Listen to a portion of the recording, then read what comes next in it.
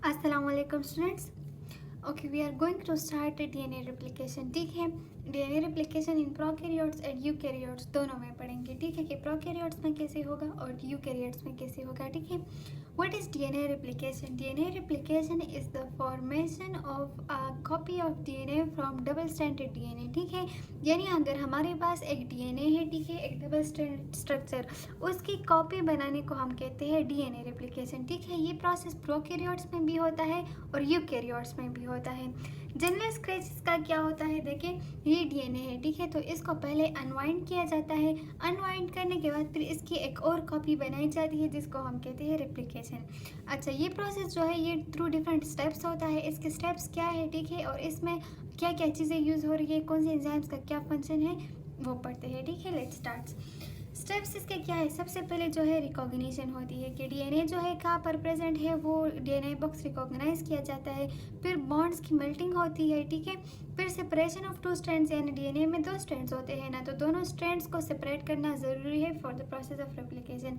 फिर जब स्ट्रैंड्स को सेपरेट किया जाता है तो उसको स्टेबलाइज किया जाता है, ठीक है, ताकि वो ओपन ही रहे. फिर प्रूफ रीडिंग, अच्छा, स्टेबलाइज जब हो जाए ना तो यहाँ पर मेन रेप्लिकेशन होती है डीएनए की. मेन, ये सिर्फ जस्ट मैं एक रिव्यू दे रही हूँ. इसके बाद हम जो है डिटेल में पढ़ेंगे कि रिकॉग्निशन कैसा होता है, मेल्टिंग कैसा होता है. ठीक है, फिर मेन रेप्लिकेशन जब हो जाती है तो फिर जाहिर सी बात है प्रूफ रीडिंग होगी, ठीक है, ताकि उसको चेक किया जाए कि मतलब जो प्रोसेस हुआ है वो सही है कि नहीं है.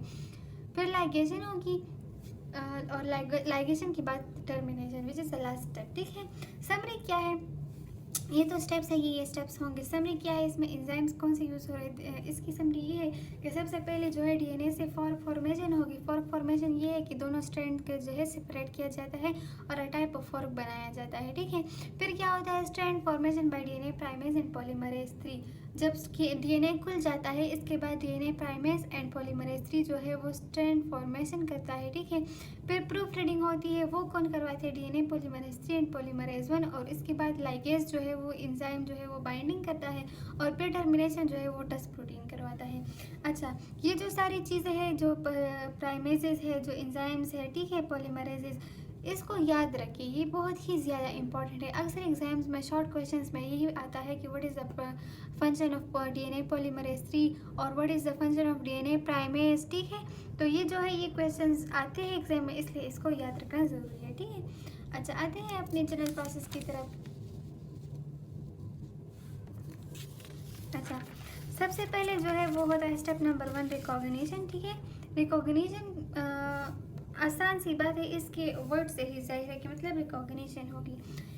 रिकॉग्निशन कौन करवाता है, एक प्रोटीन होता है. ठीक है, वो प्रोटीन आता है और न्यूक्लियस में डीएनए की रिकॉग्निशन करवाता है कि ये डीएनए का जो बॉक्स है, this is DNA box type. ठीक है, जहाँ पर डीएनए पड़ा होता है वो कहाँ पर है, वो प्रोटीन आता है, इस डीएनए की रिकॉग्निशन करवाता है, इसको पता चल जाता है कि डीएनए यहाँ पर मौजूद है. ठीक है, इसके बाद फिर क्या होता है, डीएनए प्रोटीन जो है, ये डीएनए के 2 स्ट्रैंड्स है ना, इसके दरमियान ये बॉन्ड्स है, तो डीएनए प्रोटीन इस बॉन्ड्स की मेल्टिंग करवाता है. ठीक है, अब हमारा मकसद क्या है, इस डीएनए के इस 2 स्ट्रैंड्स को सेपरेट करना. ठीक है, ताकि फिर इसकी रिप्लिकेशन हो सके.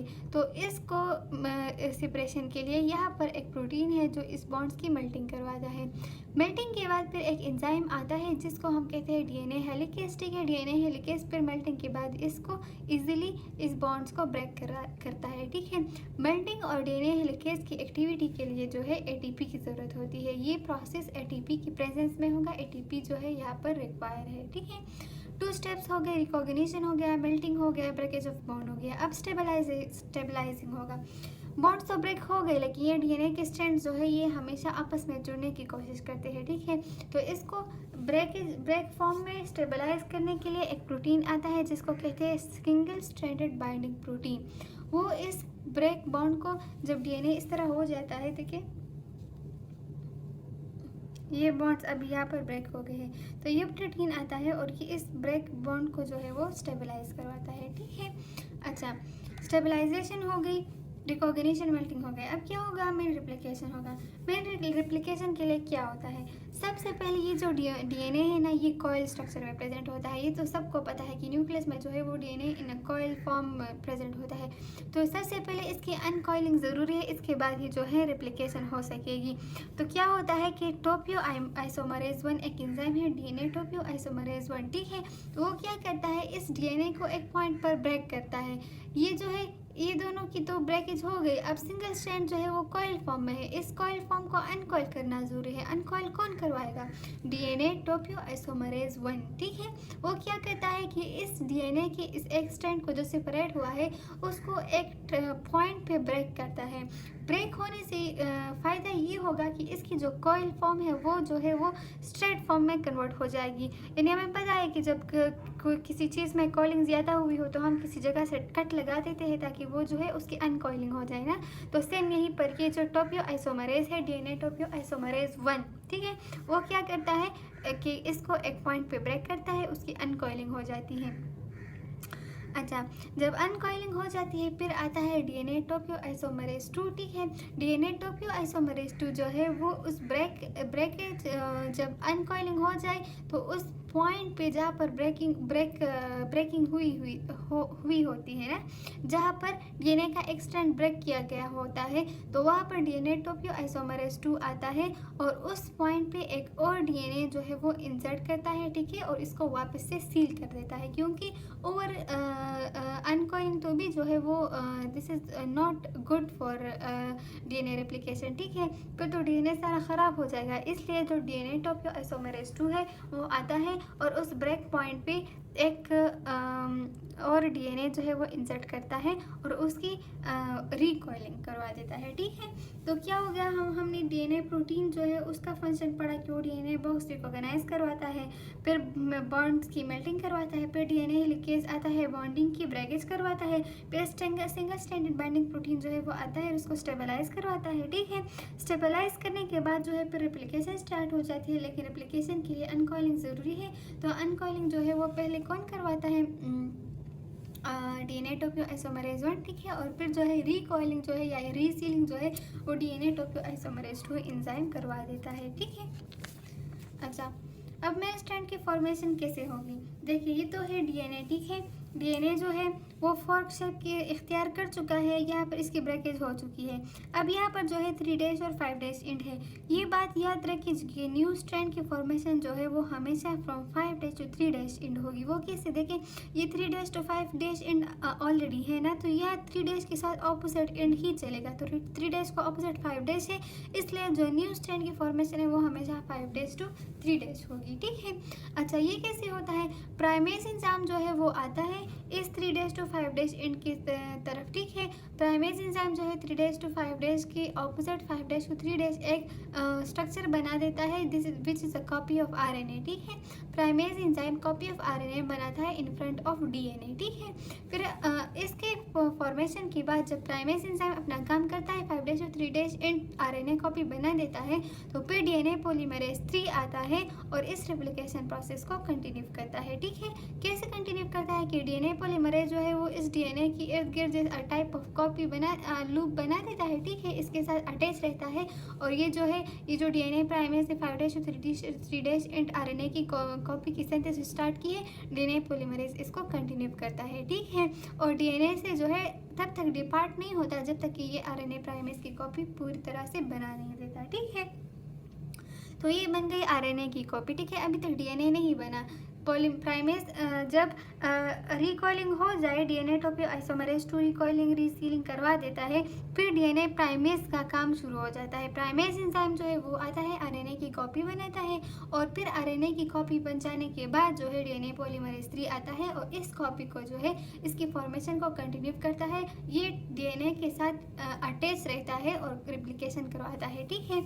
अब जो है डीएनए पॉलीमरेज 3 ने अपनी एक्टिविटी कंप्लीट की। इसके बाद फिर 4th नंबर स्टेप होगा विच इज़ प्रूफ रीडिंग, ठीक है। रिकॉग्निशन हो गई, मेल्टिंग हो गई, स्टेबलाइजिंग हो गई, मेन रिप्लिकेशन भी हो गई।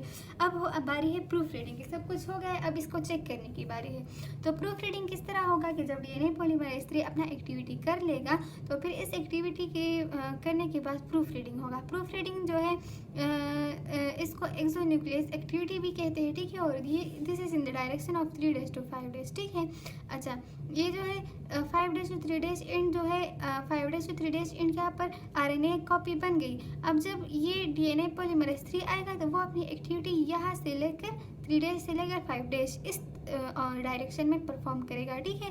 डीएनए पॉलीमरेज 3 जो है वो फिर वापस जाएगा और यहाँ पर क्या करेगा, डीएनए पॉलीमरेज ने तो यहाँ पर एप्लीकेशन करवाई ना, इसको एलोंगेट करवाया, फिर वो वापस इस तरीके से जाएगा और इसकी प्रूफ रीडिंग करवाएगा कि ये जो कॉपी बनी है ये सही है या नहीं है, ठीक है। This is the proof reading. अच्छा, अब जो है आरएनए की कॉपी तो बन गई, ठीक है।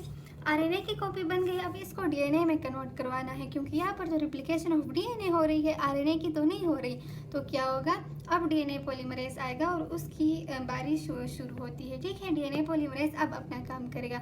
वो क्या करता है कि जो आरएनए प्राइमर बना है, ठीक है, देखिए ये जो है ये आरएनए प्राइमर बना था, ठीक है, with the help of DNA primase enzyme और पॉलीमरेज 3। ये आरएनए पॉलीमर जो है डीएनए पॉलीमरेज 1 आता है, इस आरएनए प्राइमर को एक पार्ट पे जो है वो ब्रेक करवाता है, ठीक है। और ब्रेक करने के बाद जो है फिर वहाँ पर एक पोर्शन पे डीएनए इंसर्ट करवा देता है ताकि वो आरएनए जो है वो ट्रू डीएनए में कन्वर्ट हो जाए। देखिए, आरएनए को डीएनए में कन्वर्ट करने का तरीका ही यही है कि उसको किसी पॉइंट पे ब्रेक करवाए, ठीक है। और फिर पॉइंट पे ब्रेक करवाने के बाद डीएनए की असल जो कॉपी है, असल कोड है, वो इंसर्ट करवाया जाता है, ठीक है। जब वो डीएनए की कोड आरएनए में इंसर्ट किया जाए तो फिर आरएनए जो है वो ठीक है, तो जो आरएनए जो है डीएनए में कन्वर्ट हो जाता है, ठीक है। DNA ligase come and bind it properly. अच्छा, अब जो है ब्रेकेज हो गई, डीएनए की इंसर्शन भी हो गई। इंसर्शन को सही से ठीक करने के लिए फिर एक एंजाइम आता है विच इज लाइगेज एंजाइम, ठीक है। और लाइगेज एंजाइम फिर उसको सही से जोड़ देता है, ठीक है। The last step is termination, ठीक है। टर्मिनेशन कैसे होता है कि टस प्रोटीन जो है वो डीएनए जहाँ पर टर्मिनेशन की ज़रूरत होती है तो वो आता है, डीएनए के साथ बाइंड हो जाता है, ठीक है। और यहाँ पर जो है ये डीएनए है ना, तो यहाँ पर एक कोड प्रेजेंट होता है विच इज टस साइड, इसको टर्मिनेशन साइड के थे, तो वो टस प्रोटीन जो है वो टर्मिनेशन साइड के साथ अटैच हो जाता है और क्या करता है, इस सिंथेसिस को या रेप्लिकेशन प्रोसेस को कंप्लीट कर देता है, ठीक है। तो सिंपल स्टेप्स में क्या क्या हुए कि सबसे पहले जो है मेल्टिंग ऑफ बॉन्ड हुआ, रिकॉग्निशन हुआ, मेल्टिंग हुआ, फिर स्टेबलाइजिंग हुई, ठीक है। फिर प्रूफ रीडिंग हुई और प्रूफ रीडिंग के बाद फिर टर्मिनेशन हुई, ठीक है। अच्छा, इसमें जो चीज़ें हो रही डीएनए रिप्लिकेशन में और कुछ नहीं है, बस सिर्फ एंजाइम्स और कुछ इंपॉर्टेंट चीज़ें हैं जिसकी इंपॉर्टेंट फंक्शन है, सिर्फ वही याद रखनी है, ठीक है। तो डीएनए प्रोटीन जो है वो क्या करता है, रिकॉग्निशन करता है, फिर डीएनए प्रोटीन मेल्टिंग करवाता है, डीएनए हेलिकेज जो है वो बॉन्ड की ब्रेकेज करवाता है, ठीक है। फिर सिंगल स्ट्रैंडेड बाइंडेड प्रोटीन जो है वो आता है और उस स्ट्रैंड को स्टेबलाइज कर देता है, ठीक है। फिर जब मेन रिप्लिकेशन स्टार्ट होती है तो डीएनए टोपियो आइसोमरेज 1 जो है वो क्या करता है, अनकॉइलिंग ऑफ डीएनए करता है, ठीक है। अनकॉइलिंग के बाद फिर डीएनए टोपियो आइसोमरेज 2 जो है जहाँ पर डीएनए टोपियो आइसोमरेज 1 ने अनकॉइलिंग के लिए एक पॉइंट पे डीएनए को ब्रेक किया था, तो डीएनए टोपियो आइसोमरेज जो है वो उसकी रीसीलिंग करवाता है, ठीक है। फिर जब रीसीलिंग हो जाती है तो प्राइमेज एंजाइम आता है और वो डीएनए के स्ट्रैंड के साथ 3 days to 5 days एंड के सामने ऑपोजिट डायरेक्शन में from 5 days to 3 days and जो है वो एक प्राइमर बनाता है, ठीक है। और फिर जो है इस प्राइमर को डीएनए पॉलीमरेज 3 आता है उस पर एक्ट करता है और उसको एलोंगेट करवाता है, ठीक है। और जब वो इसकी एलोंगेशन हो जाए तो फिर डीएनए पॉलीमरेज 3 जो है वो वापस डायरेक्शन में, वो ऑपोजिट डायरेक्शन में from 3 days to 5 days and जाता है और क्या करता है, उसकी प्रूफ रीडिंग करवाता है, ठीक है। जब प्रूफ रीडिंग हो जाए तो फिर एंजाइम जो है डीएनए पॉलीमरेज 1 जो है वो आता है और आरएनए प्राइमर को एक जगह पे ब्रेक करता है, वहाँ पर डीएनए इंसर्ट करता है ताकि आरएनए की कॉपी असल डीएनए में कन्वर्ट हो जाए, ठीक है। और जब वो असल डीएनए में कन्वर्ट हो जाए तो फिर लाइगेज एंजाइम आता है और इसको सही तरह से जोड़ देता है, ठीक है। और उसको जोड़ने के बाद जो लास्ट स्टेप होता है दैट इज टर्मिनेशन, जब जो डीएनए पे एक साइड प्रेजेंट होता है जिसको कहते हैं टर्मिनेशन साइड, ठीक है। टर्मिनेशन साइड जो है वो टर्मिनेशन साइट पे जो है वो 10 प्रोटीन अटैच हो जाता है और डीएनए रेप्लिकेशन की टर्मिनेशन करवाता है, ठीक है। अच्छा, इसके अलावा हम एक टीलोमर पढ़ेंगे और फिर जो है DNA replication, recombination and repair जो है वो नेक्स्ट पार्ट में पढ़ेंगे।